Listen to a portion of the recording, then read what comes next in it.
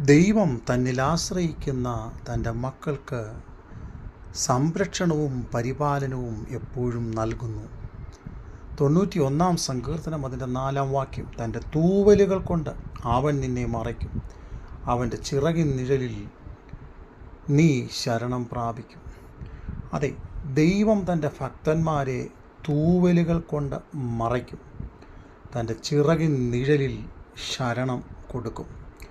കോഴി തൻ്റെ കുഞ്ഞുങ്ങളെ പോറ്റി വളർത്തുമ്പോൾ അത് ആഹാരം കഴിക്കുന്ന സമയത്ത് പോലും തൻ്റെ കുഞ്ഞുങ്ങളുടെ സംരക്ഷണം നോക്കിക്കൊണ്ടേയിരിക്കും.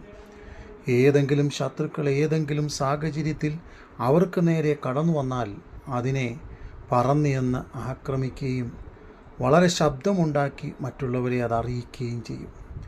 അതെ, നമ്മുടെയൊക്കെ ജീവിതത്തിൽ ഇതുപോലെ ശത്രുവായവൻ ഒളിഞ്ഞിരുന്ന് അമ്പുകളെയുന്ന ജീവിത സാഹചര്യങ്ങളുണ്ട്.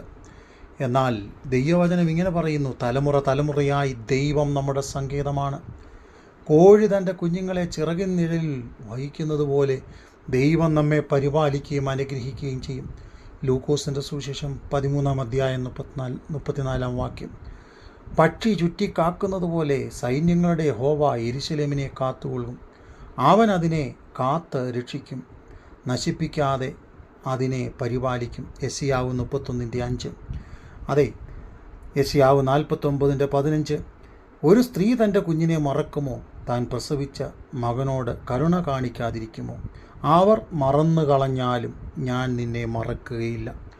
മറക്കാത്ത, പരിപാലിക്കുന്ന, അനുഗ്രഹം നൽകുന്ന, സംരക്ഷിക്കുന്ന ഒരു സർവശക്തനാകുന്ന ദൈവമുണ്ട്.